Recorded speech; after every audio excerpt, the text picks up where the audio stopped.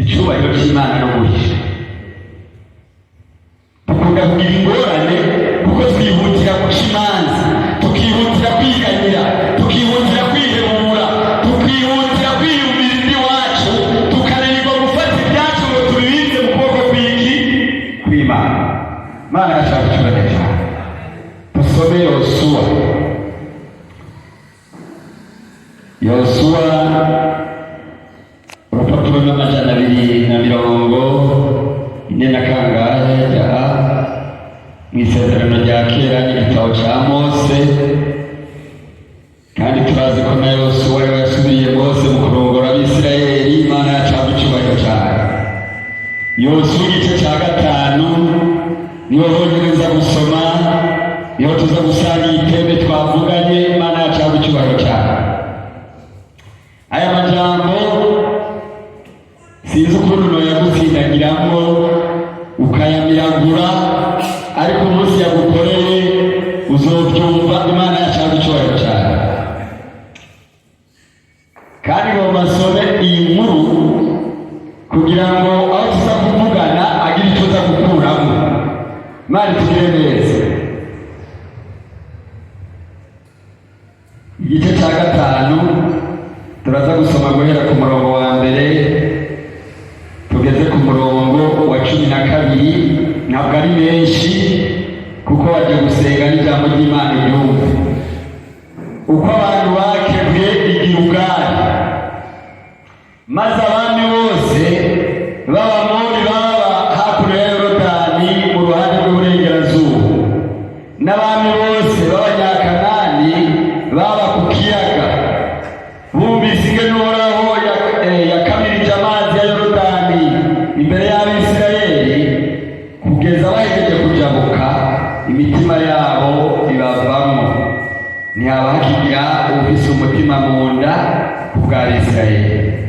Ico gihe Uhoraho abarira Yosuwa ati, wisaturira amabuye akarishe bwa Mugita, usubizeho gukebwa muri Isirayeli ubwa kabiri.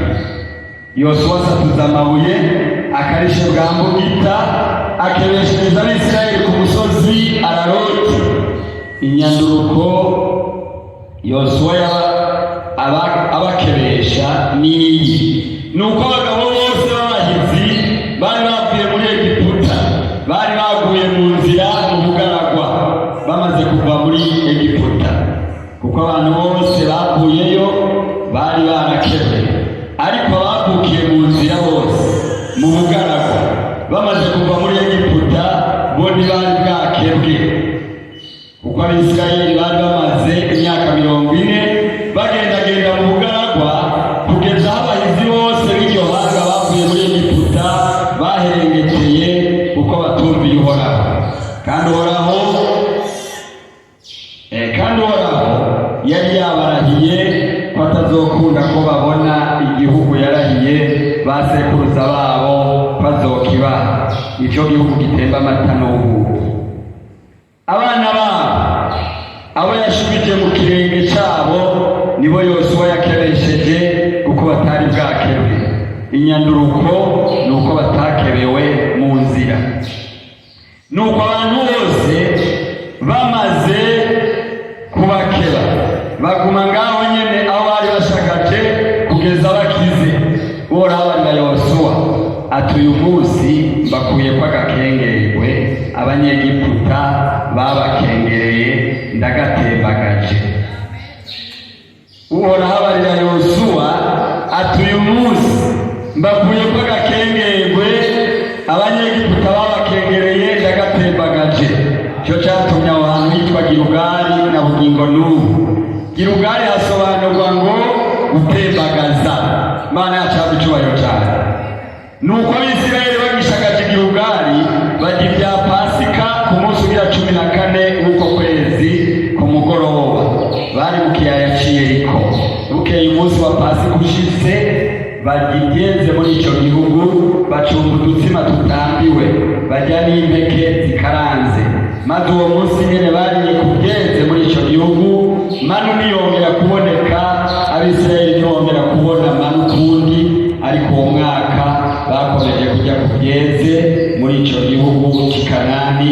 Imana yacu habwa icyubahiro cyane.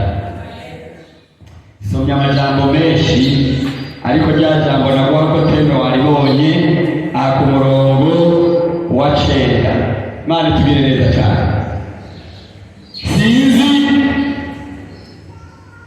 ibintu byateye muri iyi minsi. Muri iyi minsi abantu bagakunda ijambo ry'Imana, abantu barakunda ubuvugisho. Shakira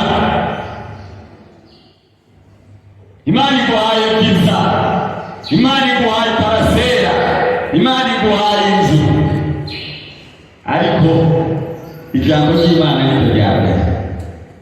Kuko sobe muri Matayo 6:3 havuga ngo mubanze mwitwararike iby'ubwami bw'Imana no kugororoka kwayo, ibisigaye muzogirane muzobyongerwa. Kandi imigisha yose y'Imana yugaye mu ijambo ryayo dusoma muri Bibiliya. Imana yashaka icyubahiro cyayo. Dawidi yavuze ngo kuva nabaho nkiri umwana none ndashaje, sinigera mbona umugororotsi yagize yahebwe cyangwa mu rubyaro rwiwe rusegerereze. Bisigura ngo iyo witondeye ijambo ry'Imana ukizera ukagororoka, nubwo batokuvugishwa ko Imana irabiguha. Imana yashaka icyubahiro cyane. Ndabaha akarorero rero. Mwe mwibaza ko abantu bose babifise, hari abantu babanje kubavugishwa ko oya. Imana hari ibyo yakugereye kuva ukibaho, nta n'ubwo Imana ibitanga kubera wowe wakoze neza, oya. Imana itugire neza. Mbega abamaraya baragura imodoka cyangwa ntazo bagura? None bakora ibikorwa byiza. Abasuma kobya abayesikoro baragura imodoka nziza cyangwa ntazo bagura? Barubaka inzu cyangwa ntazo bubaka? Sasa none bigenda gute? Twabisomye mu Imana ipfumbatura igipfunsi igahaza ibyaremwe. Burya rero Imana ukuntu ibigenza ni ubwenge bwayo bwose. Imana yashaka icyubahiro cyane. Icyo tuzi ni uko nta kintu gishobora guhindura umugambi w'Imana kuki kuwuzi. Ariko iyo witondeye ijambo ry'Imana ukaryizera, ibisigaye byose biragukurikira bikakurondera. Tubirabe rero muri aya majambo y'Imana twasomye. Ibi by'ugukebwa no kudakebwa sinabigaruka ko cyane. W'isezerano rya kera hariho iby'ugukebwa, na Yesu ku munsi ugira 8 baramukebye. Ariko Yesu amaze kuza kuducungura, iki cyagezwe cyo gukebwa yavuze ngo hahirwa abantu bakebwa mu mutima badakebwa ku mibiri. Imana yashaka icyubahiro cyane. Karavuga ngo gukebwa no kudakebwa ni cyo kimwe, ariko igikuru ni ukubaha iki? Imana n'ijambo ryayo.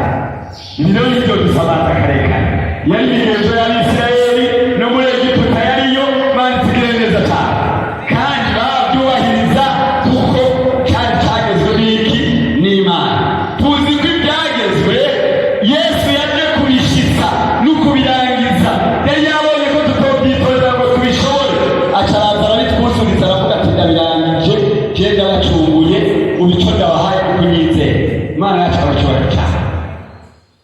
Nimwanyizera mukanyakira muri mwebwe, muzoba muhejeje kwitondera ibyagezwe by'Imana. Imana yacu abacyubahiro cyane. Nicyo gituma ntaza kubiteba ko rero twumvise ngo abami bose b'Abamori baba hakuno ya Yorodani mu ruhande rw'iburengerazuba, n'abandi bose b'Abanyakanani baba ku kiyaga bumvise uburyo Imana yakamije ikiyaga cyitwa Yorodani. Tugeranye na Tanzania uko Tanzania yaka bose ngo baranduka iki? Imitima. Ngo imitima iravamwo, ntihagire umuntu n'umwe asigara n'iki? Umutima muri we. Bose bumva ko byabaye kugesera, byabaye ibikomeye. Noneho uwo kuva ngo Tanganyika cyakamwe, abantu bakabacamo barajabuka. Ibyo bintu byoga kuranga umutima kweli. Ndabona Tanganyika tuzi ko ari ikiyaga kiri kuri profo. gifise profondeur, gifise uburebure bunini cyane. Hanyuma urumva gikamye gusa hari guca haboneka ikinogo kirenza nk'ibirometero by'amuzi. Abantu bakorokeye bari gusanga y'ivyondo n'amabuye n'ibikoko biba mu kiyaga byakiriwe byariko bavuga ko mugabo umva system Imana yaciye yarakabije amazi ikiduziki umusozi ucuradumba ubiki ibarabara kandi hacana kamwe ku buryo bahogera ntawaroka Imana itugereza cyane. Urumva ubwenge bw'Imana abantu rero harandutse imitima hageze Imana itugereza cyane. Baranditse imitima hageze kuko byari biteye iki ubwoba ngo bose rero baca baragirane bahinda agashitsi nta muntu n'umwe yasubiye kumva umutima uri muri kubera ngo ndetse Imana ize ikoze. Nasomye ijambo ry'Imana rivuga ngo icyatumye Farawo ndagushiraho nkaguha ubwami. Farawo yari umwami wa Egiputa, Imana yacanga icyubahiro cyawe kwari ukugira ngo nze nerekanire icyubahiro cyanjye kuri wewe. Imana yagize motive nyinshi z'uguhezagira umuntu n'ukuduza umuntu, nta muntu ashobora kubyitambika imbere. Farawo yabaye umwami mugabo atubahira Imana, mugabo Imana mu mugambi wayo yari ifise umugambi ati ndamubwira umwami wabanaga umutima wiwe, hanyuma umunsi kanaka azotegura ingabo n'amafarasi n'ibikogote akurikira Abisirayeli nje ndabihomereza mu kiyaga nerekana icyubahiro canje kuri Farawo. Imana itugirire neza cyane. Ahandi narasomye mu musiguzi havuga ngo iby'abanyakiri baruhiye ngo bazobirunda ariko bizoruhira kuribwa n'umuntu yubasha Imana w'umugororotsi. Imana yacanga icyubahiro cyane. Rega tutabijya muri ubu buzima butoyi, hari ubundi buzima imbere yacu, hari ukuganza imyaka 1000 tuganzana na Kristo, kandi icyo gihe cyo kuganza ntabwo ari mu ijuru, ni muri iyi si yo tuzoganza. None imyaka 1000 uzobura ibingana nibyo abanyakiri bagize barunze.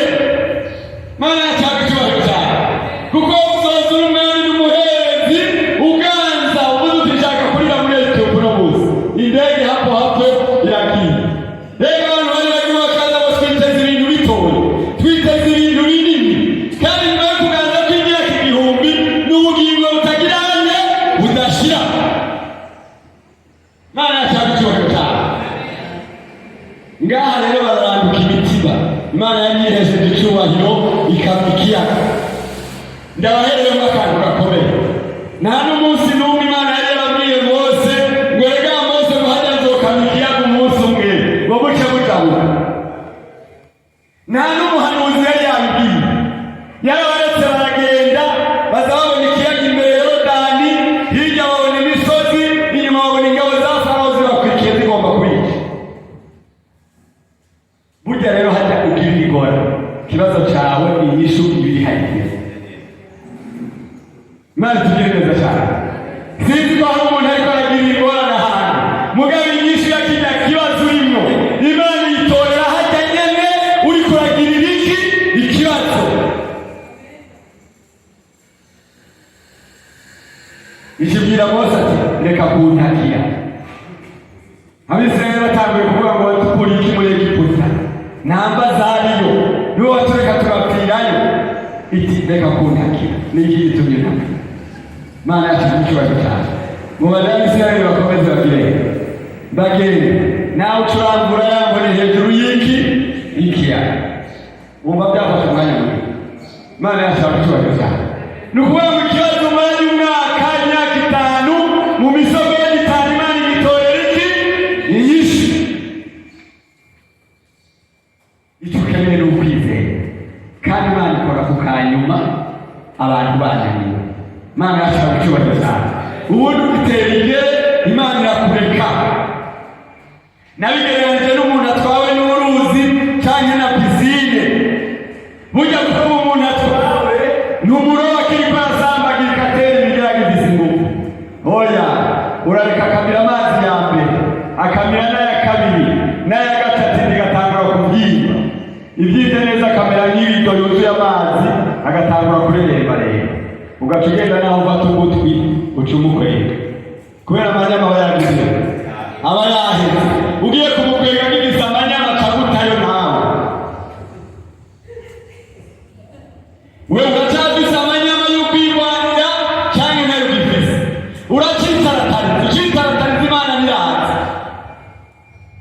uciyumvira ko ubishoboye ukibona uko ubigenza mu bwenge bwawe imana ntiraza kuko nta interogasiyo urakenera kuko uracabyishoboye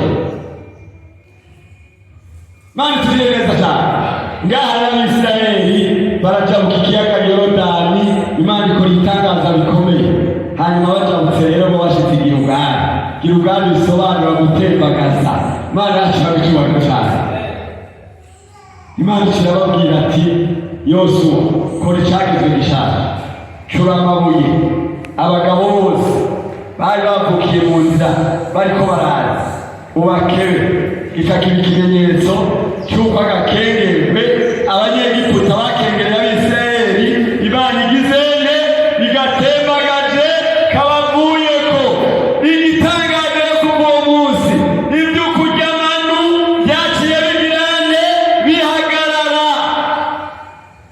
baca batangura kurya ibyeze mu gihugu cya Kanani imana yacawe icyubahiro cyane ushobora kubwiza iminsi utunzwe n'amanu utuntu tw'ugufatikanya utuntu tudafashe ejo nzobigenza gute witegurire kurya ibyeze byo mu gihugu imana iguhaye kubamo imana yacawe icyubahiro cyane uca utangura kwibaza ngo rero bizoca hehe ucibaza inzira nturizera imana nticiye inzira kuko inzira zayo zirenga ibihumbi imana yacawe icyubahiro cyane hano bona tuciyumvira imana yaratubwiye ati ishengero apana no ku murango ahubwo no mu ijoro rizoharyuzura abasenzi mu ijoro baje gukesha uciyumvira rero ngo bazoca baza gute byoca bikumena umutwe ahubwo hagarara ku cyo imana yagizene yavuze kandi turimirije gushima imana kera amaze kuyishimira gatoya iyi ni imposhi imana yacawe icyubahiro cyane kandi nabwiye imana urakoze kutambaye ku mposhi reka ndakubwira igituma igihe imvura yari yakaze ku gihe cya Eliya umwami Ahabu avuze ngo uyu munsi ndamwica aca avuga ati tugende gusenga yabwiye umuntu wiwe sohoka hanze undabire ko hari agacu ubona ko imvura igiye kugwa umuntu we yamubwiye ngo mbonye agacu gatoya kangana n'ikiganza aca avuga ati genda mubwire umwami uti shyira amatandiko ku ndogo ugende kuko imvura igiye kugwa ntigirende ntikunyagira abonye agacu kangana n'iki yewe rero narabonye agacu nawe ubona agacu mu izina ryanjye imana yacawe icyubahiro cyane ibintu by'ikudavuga n'iby'imwevu ndasaba imana ubihanze kandi ubibemo imana yacawe icyubahiro cyane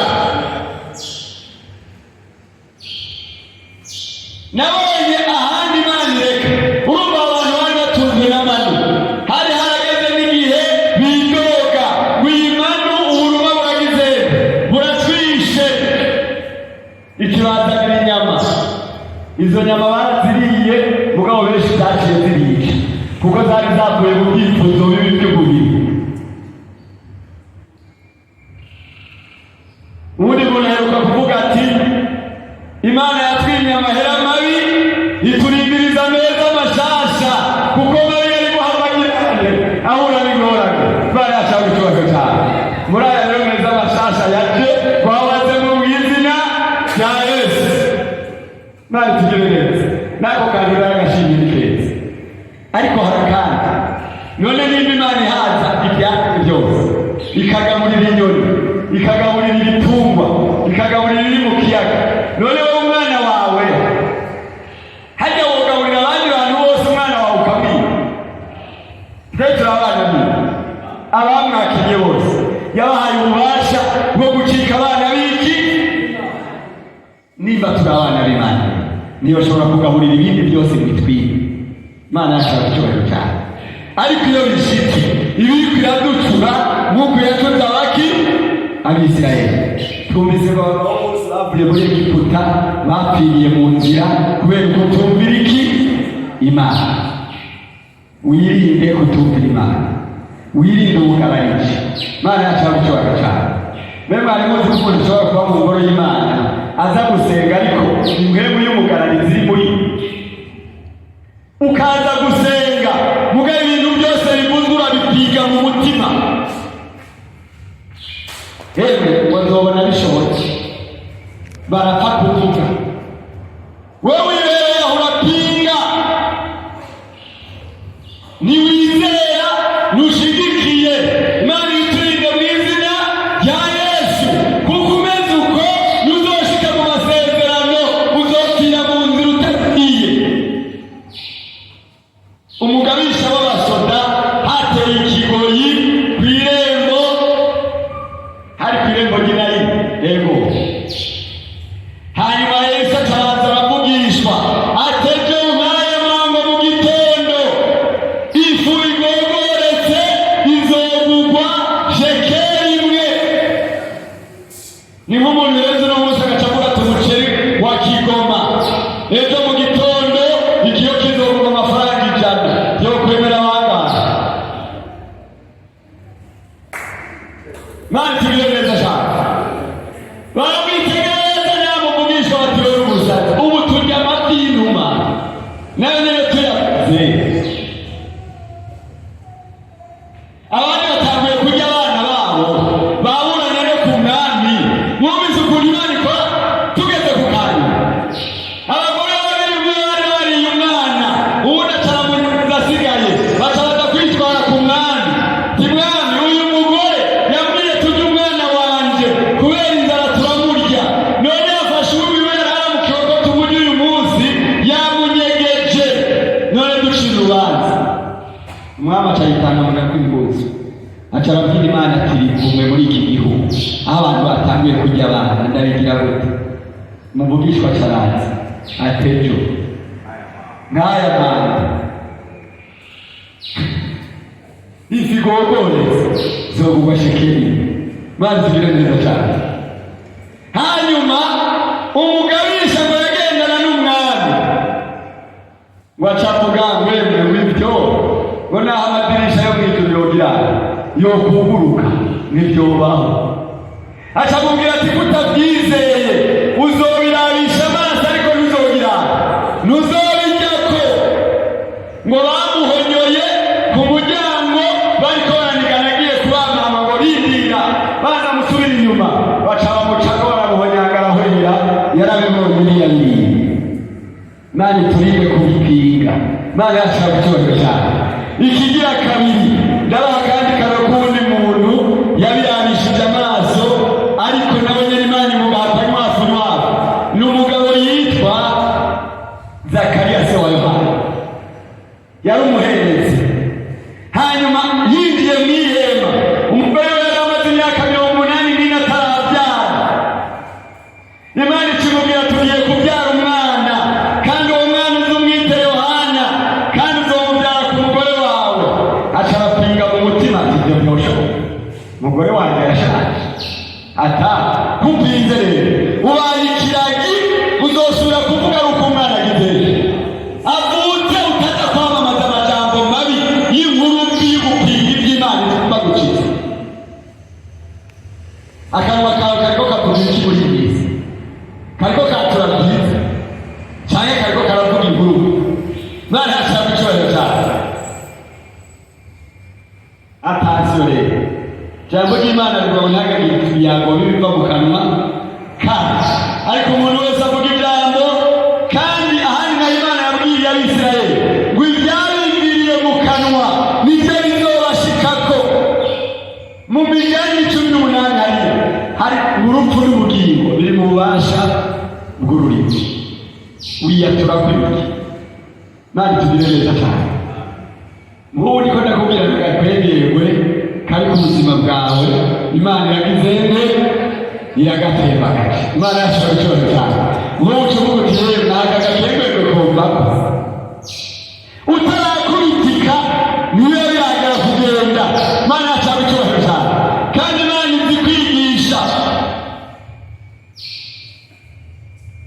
yari umwami, iramuteza ibikere aranga, iramuteza imibu aranga, irahindura amazi amaraso aranga. Yagiye kwemera ari uko ingabo zose zigizenge zihereye mu kiyaga. Naciye nibaza none ingabo zazize ukutumvira kwa Farawo. Ugendanye n'umunyangeso mbi uhakura umuvumo, ugendanye n'umunyangeso nziza cyangwa umunyamugisha uhakura umugisha. Imana yacu irashobora cyane. Nitwumva iki jambo ry'Imana rivuga tukagendana n'Imana, twitegure kurya ibyeze kuri manu yo mwitongo Imana yaduteguriye. Ijambo rikomeye, hari imano Imana yateguye yakugaburira iminsi myinshi, ariko hari itongo ryawe wateguriwe kubamwo. Aho uri kuroba siho wari ukwiye kubona, nk'uko Bisirayeli babaye muri Egiputa, ariko siho bategerezwa kuba. Bategerezwa kuba i Kanani mu gihugu cy'isezerano. Hari Kanani yawe Imana yaguteguriye ugomba kubamwo. Tangura kurambirwa ubwo buzima urimo, tangura gusenga ubwikuvugura. Imana ndagomba kurya kuri Kanani yanjye, byose byo muri iyo Kanani. Imana yacu aracyubahwa cyane. Theogene na Nino araho kuri Etesi yaturirimba ijya rihinduka ngo maze igihe bwira abantu ko Imana ikiza uburuga, Imana ikura igisuzuguriro. Maze igihe bivuga yuko Imana itabara abantu, ikabakura mu muvumo ikabicarika mu mahoro akomeye. Imana yacu aracyubahwa cyane.